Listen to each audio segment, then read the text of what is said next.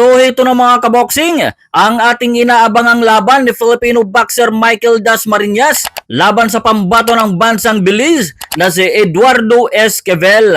Ang laban na ito mga kaboksing ay para sa vacant WBF International Featherweight title.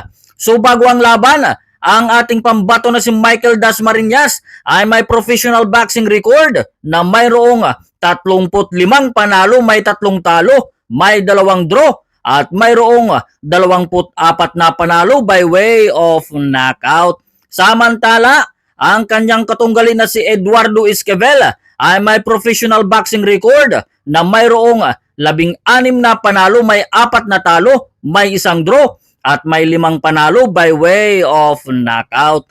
At ang sagupang ito ay 10 rounds bout para nga sa vacant WBF International Featherweight title. Okay mga kaboksing, panoorin natin ang laban. Seems like it's the same mouth guard that they were trying to get rid of at first. Welcome back mga kaboksing dito sa Hinirang Sports TV. Balikan po natin ang isa sa naging laban ni Filipino boxer Michael Dasmariñas sa Georgetown, Cayman Islands noong November 2, 2024. Makakalaban niya dito si former world title challenger Eduardo Esquivel ng bansang Belize at paglalabanan po ng dalawa ang bakanting WBF International Featherweight title. At ito po ay scheduled for 10 rounds bout. So round 1 po tayo. Ang ating kababayan dito ay ito pong may suot na kulay red gloves, samantalang si Eduardo Esquivel naman ay ito pong may kulay blue na boxing gloves. Good to the body coming from Michael Dasmariñas. So mukhang mas matangkad po ang ating kababayan, Yun, tumama na naman ang kanyang right hand. So nagpapakita po ng aggressiveness ang dalawang boxingero sa round 1. So si Esquivel ay relax lang, kumakounter. Samantalang ang ating kababayan ay siya po ang aggressor dito. At ayun, tinamaan na naman itong si Eduardo Esquivel.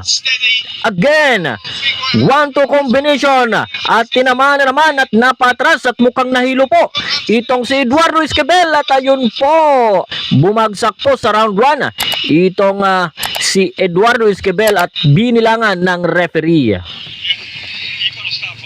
So tingnan po natin mga kaboksing, maaga pa pong pinatumba ni Dasmariñas itong kanyang kalaban. Tingnan natin kung makarecover po itong si Eduardo Esquivel.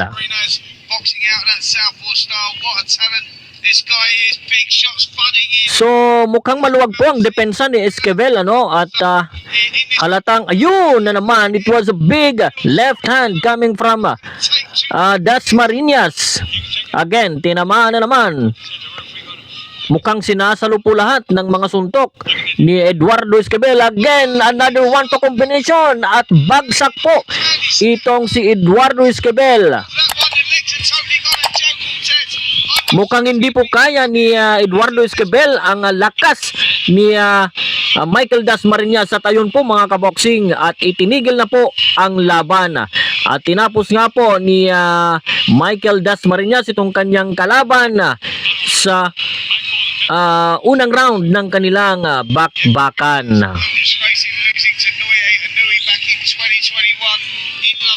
So mapapasakamay po ni Michael Dasmariñas ang bakanting WBF International Featherweight title. Timing was brilliant. The finish was savage. What a performance. So talagang nagulpi po ni Michael Dasmariñas itong kanyang kalaban. So nalusutan po at nagsunod-sunod na po yon. Hindi na po tinigilan nitong ating kababayan itong kanyang kalaban.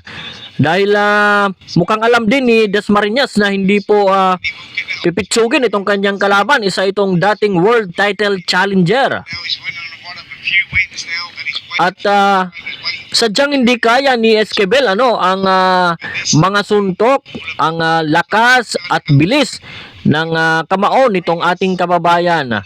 Talagang napuruhan siya doon at nahilo po talaga. Kaya nagresulta po yon ng makailang beses na pagbagsak nitong si Eduardo Esquivel. So antayin po natin ang formal na announcement ng pagkapanalo nitong ating kababayan. At of course, binabati ko po ang lahat ng ating mga tagapanood at mga taga-subaybay sa buong mundo, sa mga nanunood sa ating mga kababayan. So maraming salamat po sa inyong suporta dito sa Hinirang Sports TV. At tayo po ay maghahatid ng mga classic at latest boxing fight ng ating mga kababayan. So maraming salamat po at shout out po sa inyong lahat diyan. Kung nasaan man po kayo, kung nasa abroad man po kayo, kung nandito man po kayo sa Pilipinas, maraming salamat po sa inyong suporta sa Hinirang Sports TV. At maaari po kayong mag-comment kung saan po kayo nanunood, kung saang lugar po kayo at kung saang lupalop ng mundo po kayo naruroon. So maraming salamat po ulit at God bless po sa inyong lahat. Antayin po natin ang formal announcement ng pagkapanalo ng ating kababayan na si Michael Dasmariñas. 14 seconds in the first round.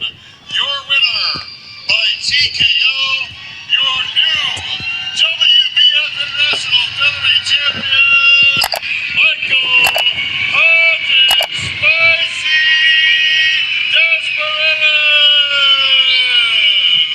So ayun mga kaboksing, at tinapos agad ni Michael Dasmariñas ang laban sa round 1 via technical knockout. So napakaluwag po ng depensa nitong si Esquivel, dahilan para kainin niya ang mga binabatong kamao ng ating kababayan na si Michael Dasmariñas. Sa pagkapanalo ni Michael Dasmariñas ay siya ngayon ang bagong WBF International Featherweight Champion. So congratulations sa iyo Michael Dasmariñas, at tiyak na abangan namin ang iyong susunod na mga laban. Para sa mga classic fight at latest boxing updates, mag-subscribe lang po kayo sa ating YouTube channel. Maraming salamat po mga kaboksing.